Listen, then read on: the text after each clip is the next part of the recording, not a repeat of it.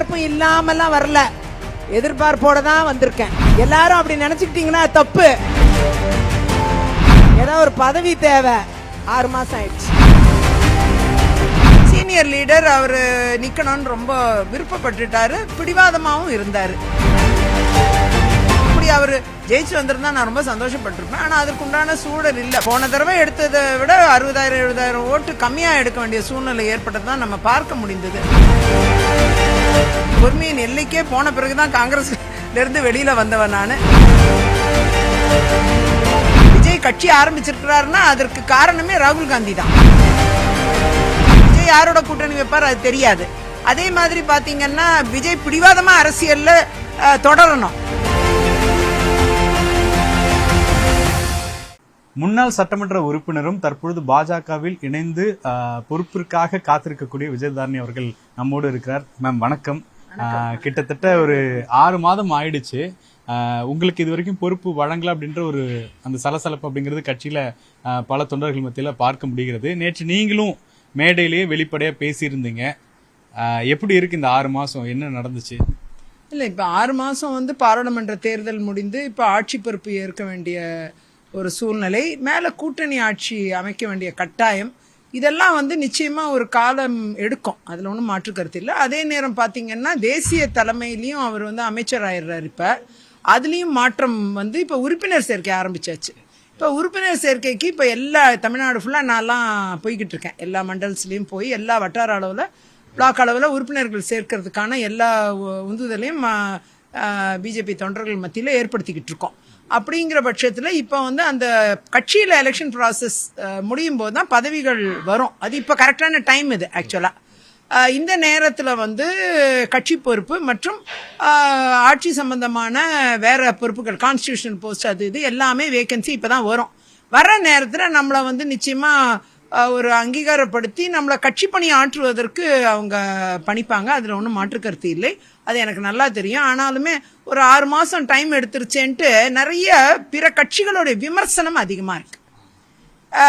Even நிறைய தொண்டர்கள் மத்தியிலும் ஒரு ஆதங்கம் இருக்கு. என்ன உங்களுக்கு போஸ்ட் வந்துருச்சா அப்படின்னு கேட்டு ஒரு நாளைக்கு ஒரு 10 பேராவது குறைஞ்சபட்சம் ஃபோன் பண்றாங்க. அது 100 பேரா இருக்கு சில நேரம். அப்படி பதில் சொல்லி என்னால் தாங்க முடியல. அதனால நேற்று ஒட்டுமொத்தமா பொதுக்கூட்டத்தில் ஒரு ஸ்பீச்சாவே கொடுத்துட்டேன். இதை பண்ணது அதுவும் இல்லாமல் சில கட்சிகள் வேண்டுமென்றே ஒரு விமர்சனத்தை முன்வைத்து பாஜக மீது ஒரு சேற்றை வாரி பூசுகிற ஒரு நடைமுறையும் என்ன வச்சே பண்ண ஒரு முயற்சி நடக்குது. அதை முறியடிக்கணும்ட்டு நான் உறுதியோட இருந்தேன். அந்த வகையில் இன்னைக்கு பாஜகவில் ஒரு பணியாற்ற வேண்டும் என்ற ஒரு நம்பிக்கையோடு கட்சியை அடுத்த கட்டத்திற்கு நகர்த்தி செல்ல வேண்டும். கட்சியை ஆளும் கட்சி இடத்திற்கு ஒரு ஆளுமை படைத்த கட்சியாக கொண்டு வர இடத்துல திரு அண்ணாமலை அவர்கள் பயணிக்கிறார். அவரோடு இணைந்து பயணித்து நாம இது மிகப்பெரிய ஒரு வெற்றியை இந்த பாஜக கட்சிக்கு அளிக்க வேண்டும் ஒரு எண்ணத்தோடு உறுதியாக செயல்படுவதற்காகத்தான் நான் அந்த பேச்சையை முன்வைத்தேன். ஆகையால நிச்சயமா இது ஒரு விடையை என்னை விமர்சிக்கிற கட்சிகளுக்கும் விமர்சிக்கிற எதிர்கட்சி நபர்களுக்கும் நிச்சயமா உருவாக்கும். அதே நேரம் பிஜேபி கட்சி இருக்கிற தொண்டர்களுக்கும் தொடர்ந்து எதிர்பார்ப்போடு அவங்க இருந்துகிட்டு இருக்கிற தொண்டர்களுக்கும் இது ஒரு பதிலை தருங்கிற ஒரு நம்பிக்கையில தான் நான் அதை சொல்லியிருந்தேன். தொடர்ச்சியா நீங்க டெல்லியில பொறுப்பேற்ற பிறகு கூட பாஜக தலைவர் அண்ணாமலை நீங்க ஒரு தியாகம் செஞ்சுட்டு வர்றீங்க. ஏன்னா சட்டமன்ற உறுப்பினரா இன்னும் 2.5 ஆண்டு காலம் இருக்கிற அந்த தருணத்துல தான் நீங்க பிஜேபியில இணைஞ்சிங்க. தொடர்ந்து பல ஆண்டுகளா இந்த விமர்சனத்தை பார்ப்போம், நீங்க வேற கட்சிக்கு போறீங்க அப்படின்ற மாதிரி தொடர்ந்து விமர்சிக்கப்பட்ட நிலையில பிஜேபி நீங்க சூஸ் பண்ணிருந்தீங்க. அந்த தியாகத்திற்கான பலன் அப்படிங்கிறது தாமதிக்கப்படுவது உங்களுக்கு வருத்தமா இருக்கா? இல்ல, தாமதம்ங்கிறத நான் எடுத்துக்கல. நிச்சயமா நம்பிக்கையோட தான் இருக்கேன். அந்த தாமதத்தை சுட்டி காண்பிப்பது நிச்சயமா அவசியமா நான் கருதினேன். ஆகையால அந்த தாமதத்திற்கு ஒரு விடை கிடைக்குங்கிற நம்பிக்கை இருக்கு எனக்கு. மாநில தலைவர் அவர்களும் சரி, நம்முடைய ஆர்கனைசேஷன் செக்ரட்டரி அவர்களும் சரி, தேசிய அளவிலான தலைவர்களும் நிச்சயமா இதுல கவனம் செலுத்துகிறார்கள். அதுல மாற்று கருத்து இல்லை. விரைவில் கட்சி பணிக்கும் ஆட்சி பணிக்கும் என்னை நிச்சயமா பயன்படுத்துவதற்கு அவர்கள் எல்லா முயற்சிகளும் எடுத்து வர்றாங்க. அதற்குண்டான சூழல் நன்றாக தென்படுகிறது. நிச்சயமா கட்சியை வளர்த்தக்கூடிய இடத்தில் அதை தான் நான் முக்கியத்துவப்படுத்துறேன். இதுல கூட்டணி யார் வரும் அப்படிங்கிற கூட்டணி கட்சிகளுக்காக அட்ஜஸ்ட் பண்ணி ஒரு கட்சி நடத்துறது எனக்கு நம்பிக்கையே கிடையாது. காங்கிரஸ் இருந்தப்ப கூட நான் தெளிவா இந்த விஷயத்தை தொடர்ந்து சொல்லிட்டு இருக்கிற ஆளு. நம்ம கட்சியை நாம வளர்க்கணும், அதன் பின்னர் தேர்தல் நேரத்தில் தான் கூட்டணிலாம் வரணும். அந்த கூட்டணிகளுக்காக இப்பயே கட்சி வளர்க்கிற பணியில தொய்வு இருக்கக்கூடாது. பிஜேபி அதே தவறை செய்யக்கூடாது. பிஜேபி சுயமாக கட்சியை வளர்க்க வேண்டும். எந்த ஒரு இதுவும் இல்லாம, சார்பு நிலையும் இல்லாம சுயமாக தங்கள் கட்சியை வளர்க்க வேண்டும். கூட்டணி எவ்வாறாக வேணா அமையலாம். அது திமுக கூட வரலாம், அதிமுக கூட வரலாம், யார் கூட வேணா கூட்டணி வரலாம். அதெல்லாம் வந்து இன்னைக்கு நாம கணக்கிட வேண்டிய அவசியம் இல்லை. இன்னைக்கு பாஜகங்கிற நம்முடைய கட்சியை நாம எப்படி வளர்க்கிறது, அதுல நாம தெளிவா இருக்கணும். உறுப்பினர்களை எப்படி அதிகமா சேர்ப்பது, இதுல நாம தெளிவா இருக்கணும். அதை தான் நான் வலியுறுத்துறேன். அந்த வகையில பாஜக கட்சியை நன்றாக வளர்த்தி விட்டோம் என்று வரும்பொழுது கூட்டணிகள் தானாக அமைய போகிறது. அதுதான் இதோடைய நிலைப்பாடு. இன்னைக்கு பாருங்க, அவங்க செந்தில்வேல் முருகனுக்கு மாநாடு நடத்த வேண்டிய கட்டாயம் ஏற்பட்டிருக்கு. எதனால ஏற்பட்டிருக்கு? பாஜகங்கிற கட்சியுடைய வாக்கு சதவீதம் பன்மடங்கு உயர்ந்திருப்பது மட்டுமல்ல, இந்துக்களுடைய சென்டிமெண்ட்ஸை புரியிற இடத்துல இன்னைக்கு திமுக வந்திருக்கு. நான் அதை வரவேற்கிறேன், பாராட்டுறேன். என்னை பொறுத்த வரைக்கும் அவங்கள நான் விமர்சிக்கிறத விட இந்துக்களுடைய சென்டிமெண்ட்ஸை புரிஞ்சுக்கிற இடத்துல திமுக வந்திருக்காங்க அப்படிங்கறதே ஒரு நல்ல நிலைப்பாடு தான். அந்த இடத்துல வந்து நிச்சயமாக அவங்க வந்து ஒரு மாநாடு நடத்துறதுனால இந்துக்கள் வாக்குகளை பெற்ற முடியும்னு நினைச்சா அது தப்பு. அது ரொம்ப தற்காலிகமானது என்பது எல்லாருக்கும் தெரிந்த ஒன்று. ஆனா அதே நேரம் இந்த மாதிரி எல்லாருக்குமான முக்கியத்துவத்தை, கிறிஸ்தவர்கள் இஸ்லாமியர்கள் என்று மாத்திரம் அல்லாமல் இந்துக்களுக்கான முக்கியத்துவத்தை எல்லாரும் கொடுக்க ஆரம்பிச்சிருக்காங்கன்னா அதுக்கு பாஜக தான் காரணம். அந்த இடத்துல பாஜக தன்னுடைய பணியை சிறப்பாக செய்து வருகிறது. எல்லாருக்குமான ஒரு கட்சியா இருக்கணும் தான் பாரத பிரதமர் மோடி அவர்கள் யூனிஃபார்ம் சிவில் கோடுங்கிற வார்த்தையை செக்குலர் சிவில் கோடுன்ட்டு இந்த தடவை சுதந்திர தின உரையில ரொம்ப நல்லா சொல்லியிருக்காரு. அப்படி ஒரு வார்த்தை மாற்றமே ஒரு மிகப்பெரிய மனநிலை மாற்றத்தை காமிக்குது. அப்போ பாரத பிரதமர் அவர்கள் எல்லோருக்குமான ஒரு சிவில் கோடை கொண்டு வரணுங்கிறதுல அவர் ரொம்ப தெளிவா இருக்காரு. அதை தான் நம்ம வரவேற்கணும். இது இஸ்லாமியர்களுக்கும் ரொம்ப சந்தோஷத்தை கொடுக்கும். அந்த வகையில எல்லோருக்குமான மக்களாக, எல்லோருக்குமான கட்சியாக இன்னைக்கு இன்க்ளூசிவ் ஐடியாலஜியோட, இன்க்ளூசிவ் பெட்டர்மெண்டோட இன்னைக்கு பாஜக கட்சி தமிழகத்தில் எல்லோருக்குமான கட்சியாக இன்னைக்கு வளர்ந்து வருகிறது. அது வருங்காலத்தில் மிகப்பெரிய அளவில் வந்து ஒரு நல்ல வரவேற்பை பெறக்கூடிய இடத்தில் தான் இன்னுமே பாஜக இருந்துகிட்டு இருக்கிறது இருவேறு கருத்து இல்லை. பொதுவாகவே ஒருத்தவங்க கட்சி மாறுறாங்க அப்படின்னா அந்த நேரத்துல வந்து எனக்கு இந்த பதவி கொடுக்குறாங்கன்ற மாதிரி பேசப்பட்டது அப்படின்லாம் சொல்லி வெளியே வந்து நிறைய பேர் பேசுவாங்க. எனக்கு இந்த பொறுப்பு இருந்தால் தான் வருவாங்கன்னு சொல்லி, இல்லாட்டி இந்த அமௌண்ட் கொடுத்தா தான் வருவாங்கன்னு சொல்லி இப்படிலாம் விமர்சிக்கப்படும். அப்படி எதுவும் ஒரு வாக்குறுதி உங்களுக்கு கொடுக்கப்பட்ட இந்த பொறுப்பு, குறிப்பாக துணைத் தலைவரோ அல்லது தலைவரோ அல்லது ஒரு அமைச்சர் பதவியோ இல்லை வேட்பாளராகவோ, ஏன்னா நீங்கள் ஏற்கனவே ஒரு எம்எல்ஏன்றதுனால உங்களுக்கு அந்த பொறுப்பு அப்படிங்கிறது பெருசாக தேவைப்படாது. ஆனால் அதை தாண்டி ஒரு பொறுப்பு கொடுக்கக்கூடிய வகையில் உங்களை கௌரவிக்கணும்னு எதிர்பார்க்கக்கூடிய சூழல்ல அப்படி எதுவும் பேசப்பட்டதா? அது இன்னும் நடக்காம இருக்கா? இல்ல, அதாவது முதலாவது இப்ப 2.5 ஆண்டுகள் வந்து நம்ம எம்எல்ஏ பதவியை சரண்டர் பண்ணிட்டு ஒரு பாராளுமன்ற தேர்தல் நேரத்துல தான் வரோம். அப்ப தேர்தலில் போட்டியிடுவதற்கான சாத்தியக்கூறுகள் உருவாக்கப்பட்டது. அதுல ஒன்றும் மாற்று கருத்து இல்லை. ஃபர்ஸ்ட் ஒரு லிஸ்டும் வந்துச்சு, என் பேர் போட்டு வந்தது, உங்களுக்கு எல்லாம் தெரியும். ஆக்சுவலா அது பாஜக முதல்ல விட்ட லிஸ்ட் தான். அந்த லிஸ்டுக்கு பிறகு நீங்க பாத்தீங்கன்னா இந்த பெயர் மாற்றம் ஏற்பட்டது. சீனியர் லீடர் அவரு நிக்கணும்னு ரொம்ப விருப்பப்பட்டுட்டாரு, பிடிவாதமாகவும் இருந்தாரு. அப்படி இருக்கும்பொழுது கட்சியில் பல ஆண்டு காலம் பயணித்தவர் விருப்பப்படுறாருங்கிறத அவங்க வெளிப்படுத்தின பட்சத்துல சரி அவர் நிக்கட்டும், அவருக்கு நான் பணியாற்றினேன்.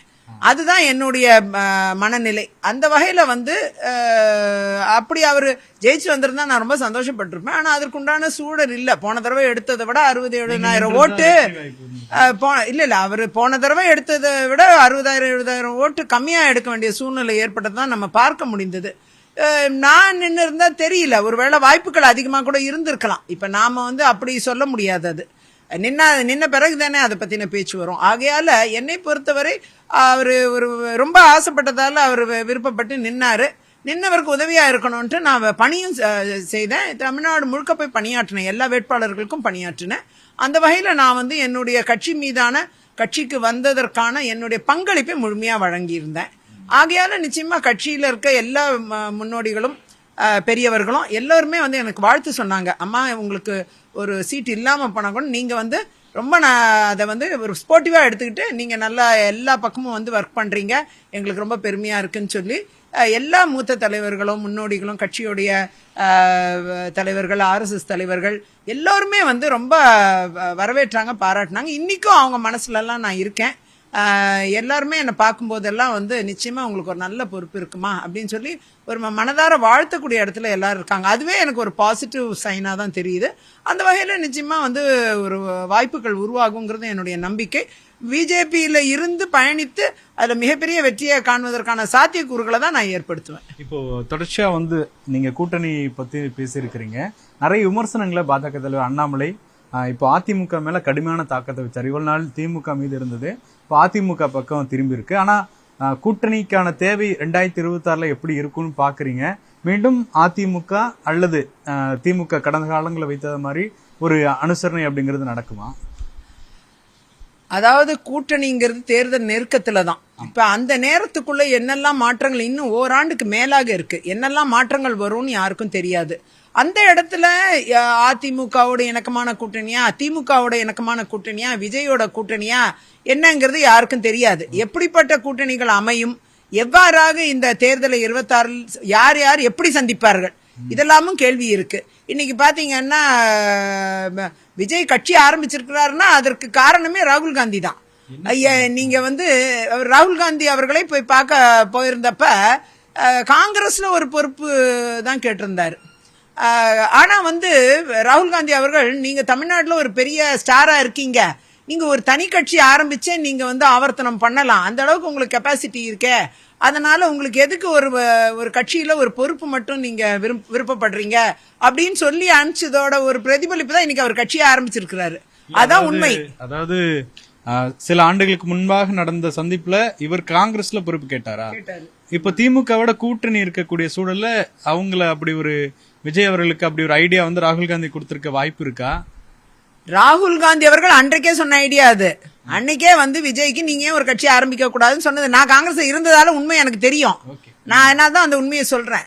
ஆகையால உங்களுக்கு ஒரு கட்சியை ஆரம்பிக்கிற ஒரு திறன் இருக்கும்போது நீங்க ஒரு கட்சியை ஆரம்பிக்கலாமே அப்படிங்கறத ராகுல் காந்தி அவர்கள் சொன்னதால தான் அவர் கட்சியை ஆரம்பிச்சிருக்கிறாரு. அப்படி இருக்கும்பொழுது நேச்சுரலா காங்கிரஸுக்கும் விஜய்க்கும் ஒரு நல்ல அண்டர்ஸ்டாண்டிங் இருக்கத்தான் செய்யும், அதுல ஒன்றும் மாற்று கருத்து இல்லை. அந்த வகையில வந்து அவங்களோட விஷயங்கள் அப்படி விஜய் அவர்கள் ஆரம்பிச்ச கட்சி அது ஒரு பக்கம் ஒரு போயிட்டு இருக்கு. விஜய் யாரோட கூட்டணி வைப்பார் அது தெரியாது. அதே மாதிரி பாத்தீங்கன்னா விஜய் பிடிவாதமா அரசியல்ல தொடரணும், அதுவும் ஒண்ணு இருக்கு. இதுக்கப்புறம் அவரோட செயல்பாடு என்னங்கிறது, அவருடைய அஜெண்டா என்ன, அவருடைய ஐடியாலஜி என்ன, யாரை அவர் எதிர்க்க போகிறார், யாரோட சேர்ந்து பயணிக்க போகிறார், இதெல்லாம் நிறைய கேள்விகள் இருக்கு. அப்படிப்பட்ட ஒரு பிடிவாதமான அரசியல் சூழ்நிலையில் தன்னை அவர் இணைத்துக் கொள்ளக்கூடிய ஒரு சூழல்ல தான் இங்க உள்ள அரசியல் மாற்றங்கள் நிகழும், என்னுடைய பார்வை அது. அந்த வகையில வந்து நீங்க பாத்தீங்கன்னா அதிமுக அவருடைய பிடிவாதமான ஒரு அரசியல் பயணம், அதிமுகவோட நிலைப்பாடு, அவர்கள் ஒன்றாக பயணிக்க போகிறார்களா இல்லைன்னா இதே மாதிரி பிரிந்திருந்து பயணிக்க போகிறார்களான்னு அவங்களுடைய ஒட்டிய அதிமுகவா இல்ல உடைந்த அதிமுகவா என்ற கேள்வி அங்கேயும் இருக்கிறது. அதே மாதிரி திமுகவை பொறுத்தவரை கூட்டணியில் யார் இருப்பார்கள், பின்னாடி யார் இருக்க மாட்டார்கள் அப்படிங்கிற ஒரு நிலையற்ற தன்மை இப்ப இருந்துகிட்டு இருக்கு. இப்படிப்பட்ட சூழ்நிலையில பாஜக எடுக்கக்கூடிய முடிவுகள் அதுதான் வந்து மத்தியில அடுத்த 5 ஆண்டுகள் பாரத பிரதமர் மோடி அவர்களின் தலைமையிலான பாஜக ஆட்சி தான் தொடருது. அப்படி இருக்கும்போது தமிழகத்துக்கு வந்து சேர வேண்டிய நலன்கள் என்னன்னு என்று பார்க்கும்பொழுது நிச்சயமாக பாஜகவோடு இணைந்து பயணித்தா தமிழகத்துக்கு நன்மை என்று கருதக்கூடிய ஒரு சூழ்நிலையில் நிச்சயமா இந்த பிரதான கட்சிகளில் ஒன்று எழுந்து வரும். திமுக வரலாம், அதிமுக வரலாம், யார் வேணா மக்கள் நலன் கருதுனாங்கன்னா அவங்க அந்த முடிவுக்கு வரலாம். வராங்கன்னா நிச்சயமா கூட்டணிகள் எவ்வாறு வேண்டுமானாலும் அமையலாம். அப்படி அமைய போனால் அந்த கூட்டணிகளின் மத்தியில் ஒரு அரசு என்பது அமையப்பெறும். அப்படிப்பட்ட சூழ்நிலையில பாஜகவோட பங்களிப்பு பெரிய பங்களிப்பா இருக்கும் அன்னைக்கு டேட்ல. ஆகையால என்னை பொறுத்தவரை நாம் தமிழக மக்களின் நலன் கருதி என்ன நன்மை செய்ய முடியுமோ அதை மட்டுமே நாம் ஆலோசிக்க வேண்டும். இது ஒண்ணு கட்சி வளர்ப்பு பிரதான முக்கியத்துவம் வாய்ந்தது. அடுத்தது பாஜக கட்சி உறுப்பினர் சேர்க்கை, தற்பொழுது அனைவரும் உறுப்பினர் சேர்க்கை செய்ய வேண்டும், அதிகமான உறுப்பினர்களை கட்சிக்காக இணைக்க வேண்டும். அதன் பின்னர் நாம் களம் காணுவதற்கான சாத்தியக்கூறுகளை ஏற்படுத்துவதற்கான கூட்டணிகளை ஆலோசிக்க வேண்டும், அதுக்கப்புறம் தான். ஆகையால இப்ப நாம செய்யக்கூடிய இந்த பயணம்ங்கிறது ஒரு பிரதான பயணம். அதில் என்னுடைய பங்களிப்பு என்பது பிரதானமாக இருக்கும் என்பது இருவேறு கருத்திலே. அதனால்தான் நம்முடைய மாநில தலைவரும் சரி, ஆர்கனைசேஷன் செக்ரட்டரி ஜெனரல், ஆல் இண்டியாவில் இருக்கக்கூடிய தலைவர்கள் எல்லாருமே என்ன சொல்றாங்க, நீங்க உங்களுக்கு ஆளுமை ஆல்ரெடி ஒரு ஆளுமை படைத்த ஒரு நபர், நீங்க அது பயணிங்க. உங்களுக்கு உண்டான அங்கீகாரம் என்பது எப்ப வருமோ அது ஆட்டோமேட்டிக்கா வரும். ஆல்ரெடி நீங்க அங்கீகரிக்கப்பட்டவங்க. ஆகையால நீங்க இதுல சுணக்கமே காமிக்க கூடாது. யூ ஷுட் ப்ரொசீட் ஃபர்தர் அப்படின்னு சொல்லி எனக்கு ஒரு கிரீன் சிக்னல் கொடுத்துட்டாங்க. ஓகே, அந்த பொறுப்பு என்னவா இருக்கும்? அடுத்த தலைவராகவா அல்லது ஒரு பெரிய போஸ்டிங்கா என்ன இருக்கும்? நீங்க என்ன எதிர்பார்க்கறீங்க? எதுவா வேணாலும் இருக்கலாம். நிச்சயமாக ஒரு பெரிய அங்கீகாரம் வரவிருக்கிறது என்பதில் இருவேறு கருத்தில் நிச்சயமாக என்னுடைய அரசியல் அனுபவத்தை அண்ட் என்னுடைய ஆற்றல் திறனையும் உழைப்பையும் நிச்சயமா பாஜக அங்கீகாரப்படுத்தும், பயன்படுத்துவாங்க. அதுல மாற்று கருத்தே இல்லை. அப்பேற்பட்ட கட்சி தான் அது. இதுவரைக்கும் சாமானியர்களை உயர்த்தி பிடித்தது மட்டும் கிடையாது, அவர்களுடைய திறன்களை அறிந்து உழைப்பை அறிந்து அங்கீகாரப்படுத்தக்கூடிய கட்சி பாஜக என்பது இந்திய அளவில் நிரூபிச்சிருக்காங்க. எல்லா மாநிலங்களிலும் நிரூபிச்சிருக்காங்க. ஆகையால தமிழகத்திலே அதற்குண்டான நிரூபணம் தான் இன்னைக்கு அண்ணாமலை அவர்கள் தலைவராக இருக்காங்க. அதற்குண்டான நிரூபணம் தான் தமிழிசை அவர்கள் தலைவராக இருந்தாங்க, முருகன் அவர்கள் இருந்தாங்க. இப்படி சாமானியர்களையும் அதிகார பொறுப்பில் கொண்டு வந்து இன்னைக்கு அரசியலில் மக்களுக்கான ஒரு தடத்தை உருவாக்குவதற்கு பாஜக முயல்கிறது. அந்த முயற்சி ஒரு நல்ல முயற்சி. அந்த முயற்சி நிச்சயமாக தமிழகத்துக்கு பலனளிக்கும். இப்போ தொடர்ந்து நீங்க தலைவர்கள், மேல்மட்ட தலைவர்களுக்கு, ஏன்னா நேற்று மேடையில பேசுறது இன்னைக்கு எல்லாருக்கும் வைரல் ஆயிருக்கு, தொடர்ந்து அவங்க கிட்ட சொல்லி இருக்கீங்களா இந்த மாதிரி பதவிகள் எப்பொழுது கிடைக்கும்ன்ற மாதிரி? இல்லாட்டி அவங்க உங்ககிட்ட கொஞ்சம் காத்திருங்கன்னு எதுவும் சொல்லியிருக்காங்களா? பிரதமர் உட்பட நீங்க சந்திச்ச நபர்கள் கிட்ட? இல்ல, எல்லாருமே இந்த ஆர்கனைசேஷன் எலெக்ஷன்ஸ் மட்டும் கிடையாது, இந்த பாராளுமன்ற தேர்தலுக்கு பின்னால் உள்ள சம்பவங்கள் எல்லாமே செட்டில் ஆன உடனே எல்லாமே அங்கீகரிக்கப்படும் தெளிவா சொல்லியிருக்காங்க. அதுல எந்த ஒரு மாற்று கருத்தும் இல்ல. ஒரு 6 மாசம் ஆயிடுச்சுங்கிறது தான் இருக்கே தவிர, மற்றபடி அடுத்தடுத்து இந்த எலெக்ஷன்ஸ், இன்டர்னல் பார்ட்டி எலெக்ஷன்லாம் முடியும் பொழுது அடுத்தடுத்த கட்டத்திற்கு தேவைப்படக்கூடிய திறன் படைத்தவர்கள், உழைக்கக்கூடியவர்கள், அவர்கள் தகுதிக்கேற்ப நிச்சயமா உடனே அங்கீகாரம் பண்ணிடுவாங்க. அதுல மாற்று கருத்து இல்லை. அதுல நானும் ஒரு முக்கிய ஆளுங்கிறது எனக்கே நல்லா தெரியும். ஆகையால நம்ம பொறுத்து இருக்கிறதுனால ஒன்றும் ஆயிர போறது இல்லை. எனக்கு பொறுமையின் எல்லைக்கே போன பிறகுதான் காங்கிரஸ்ல இருந்து வெளியில வந்தவன் நான். ஆகையால என்னை பொறுத்தவரை அப்படிப்பட்ட சூழ்நிலை இங்க கிடையாது. இங்க இப்ப வந்திருக்கோம், நம்ம உழைப்பை கொடுத்துட்டு இருக்கோம், அங்கீகாரமும் அவங்க வழங்குறாங்க. எங்கெங்க முக்கியமான இடங்கள்ல என்ன மதிக்கணுமோ அங்கெல்லாம் கூப்பிட்டு எனக்கு மரியாதை கொடுக்குறாங்க. தொண்டர்கள் மத்தியில நல்ல வரவேற்பு இருக்கு. எனக்கு ரொம்ப மகிழ்ச்சியை தருது. நிச்சயமா எல்லாருமே என் கூட துணையா இருக்காங்க. அதனால பிஜேபிங்கிற கட்சி தமிழகத்திற்கு நிச்சயமா அவசியமான ஒரு கட்சி. ஆகையால் தமிழக மக்கள் விரும்பக்கூடிய கட்சியாக மாறிக்கொண்டிருக்கிறது. மிகவும் விரும்பக்கூடிய கட்சியாக விரைவில் வாக்குகள் மூலமாக நிரூபிப்பார்கள் மக்கள். மிக்க நன்றி மேம். மிகப்பெரிய ஒரு பொறுப்பு கிடைக்கும் அப்படின்ற நம்பிக்கையோட அனைவரும் எதிர்பார்த்துட்டு இருக்காங்க. ஒளிப்பதிவாளர் அருணுடன் வேல்முருகன், நியூஸ் 18 தமிழ்நாடு.